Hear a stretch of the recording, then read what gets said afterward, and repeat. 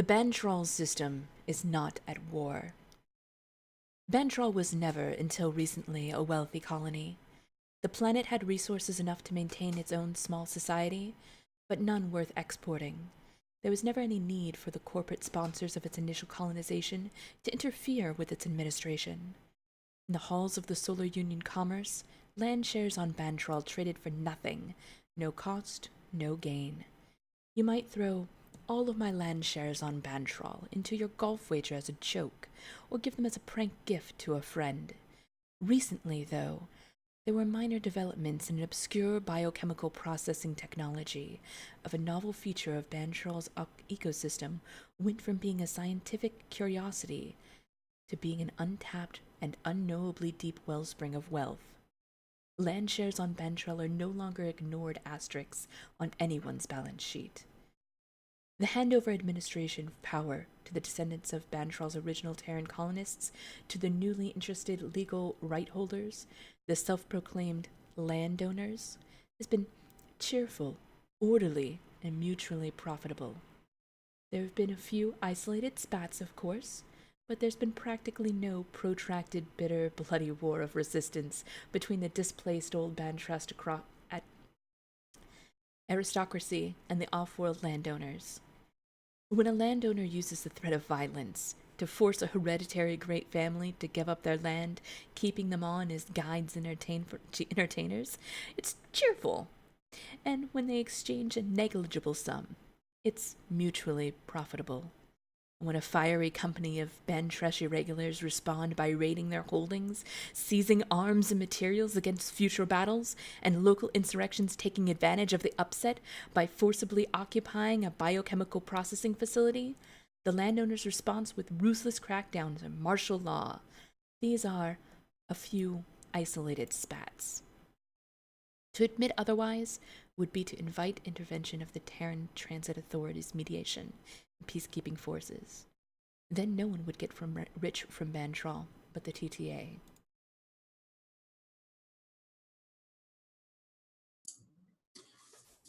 And we open on a shop that I would probably call most similar to the opening of Terminator. Like, we're getting this like urban shot in some sort of like darkened war zone. We see a group of soldiers wearing the like Dearborn colors.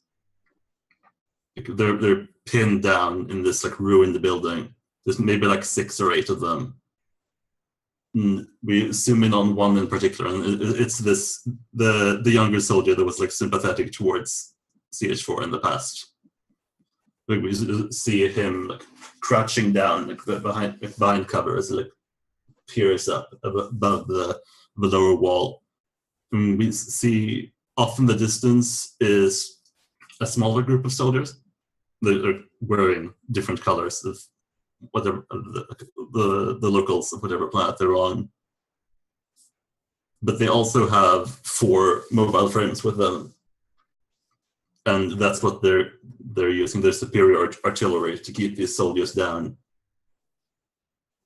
And for a moment, everything looks terrible for the Dearborn folks.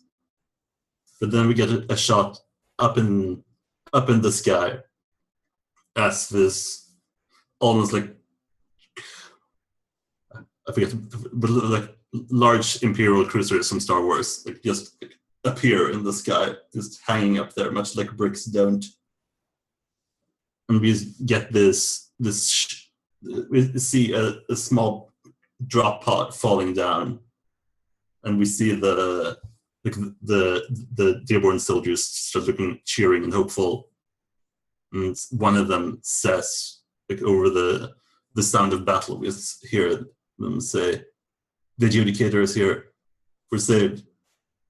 And the point of view shot changes from them to the drop pod as it's like bursting down through the atmosphere. And then it detaches itself, heads straight towards one of the mobile frames. And we get the repeated shots of it jumping between the different ones, making them turn against each other, turning on their own troops. just like mowing them down, destroying these frames one by one. And then we get a flashback, or like a flash forward rather, to CH4 standing at the park that we saw a few weeks ago, as the stadium is being airlifted out, and all the trees are being put back into place, and the pond is being refilled.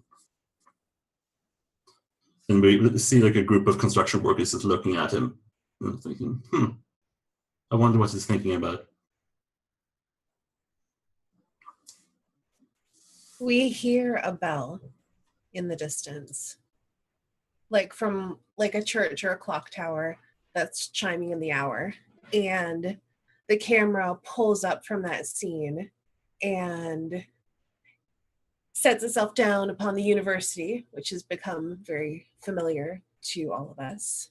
And it fades in on a classroom, and we hear the bell in the distance, and we also hear the voice of Professor Jones finishing up her lecture. But it's at a distance. It's like muffled. We can't understand the words that she's saying. And we see Ceres sitting in the back, and she has her little data pad that she takes notes on, and it's blank. And she is looking down at it. She's not looking up at the lecture board. And then there's the movement of students as class is dismissed. And we also see Professor Jones walk out, but there's several students that are lingering down near the professor's desk. And Ceres gets up and she collects her books. Normally she would leave, but instead she walks down the stairs towards the bottom of the theater style seats. And she says, "You're the students who stay after class that Professor Jones told me about?" They kind of eye her suspiciously. She says, "I wanted to ask you for some help because I'm having difficulty understanding the professor's lectures, and I don't feel that meeting her one-on-one has been helpful, but perhaps if I hear another perspective." And as she's saying that, one of them stands up and starts to approach her and gets far too close, like makes her back up a step. And one of them boldly rolls up their sleeves and shoves the tattoo in her face and says, "This is not what you think this is." She looks at the tattoo. It means nothing to her at this point. And she says, "Are you the students who meet with Professor Jones after class? I just wanted some help." And they laugh. They all laugh and say, "You want help from us. You want help from us. Fine, we'll help you, but not as a fall, not as a noble. You have no place here as a noble. Denounce your family first, and then you can stay here." And her eyes widen in surprise. And then we see her eyes narrow in resolve. And she pushes past him and says, "No," and walks out.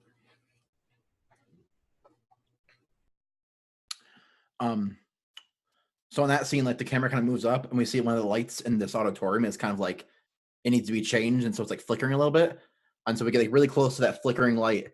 And then it changes from like a flickering, like fluorescent bulb into like the sparking flickering of like a welding torch.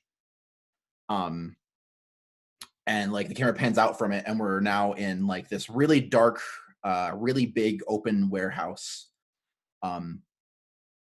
Where there's like a bunch of mechs like lined up, and someone is like hanging on like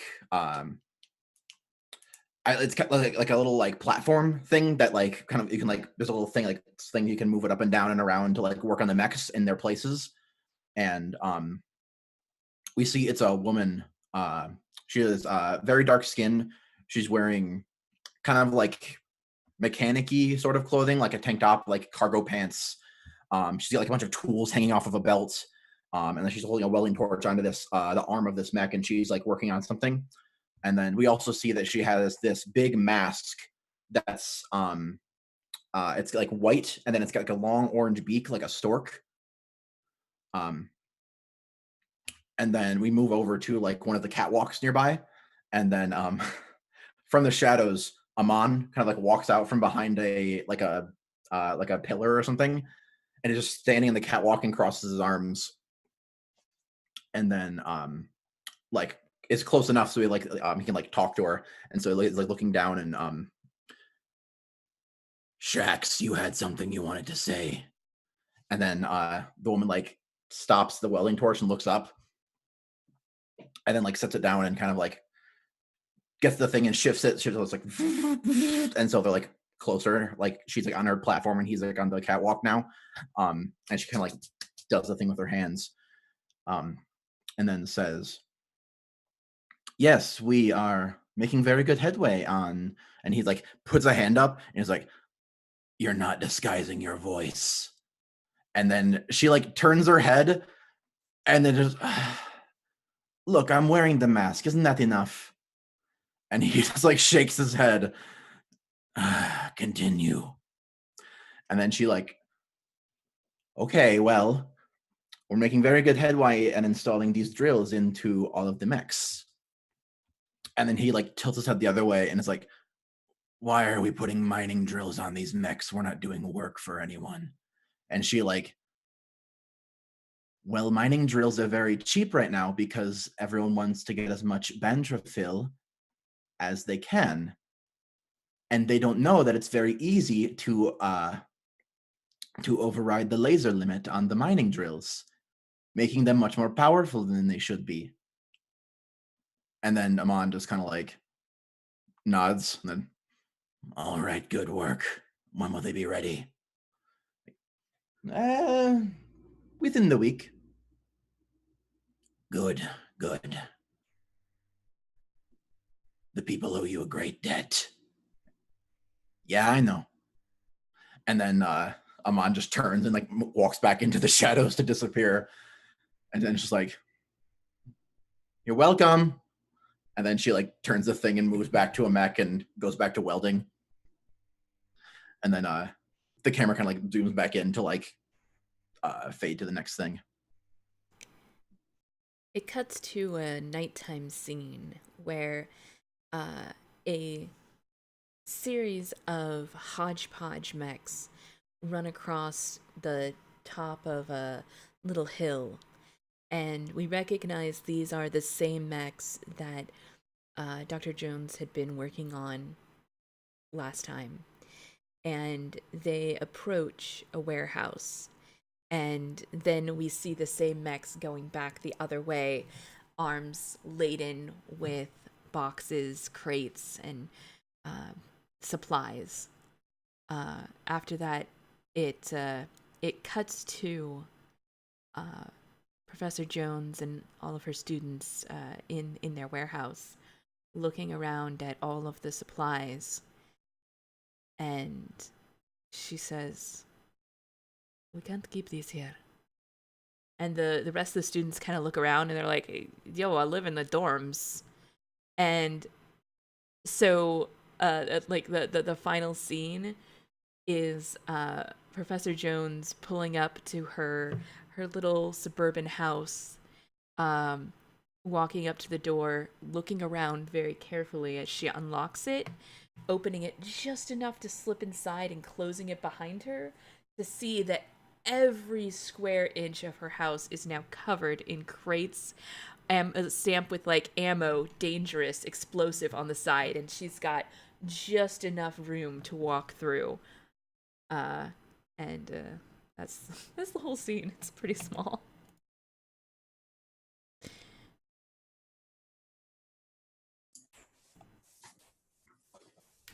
So, who would like our first game?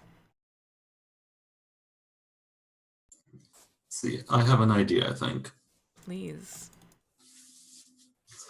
I think, let's see, because I think the Dearborn have heard about the hunting accident, and the whatever crazy robot makes business decisions for Dearborn wants some sort of reparations for that. So I think it's time to have for CH4 to meet sword to sword with someone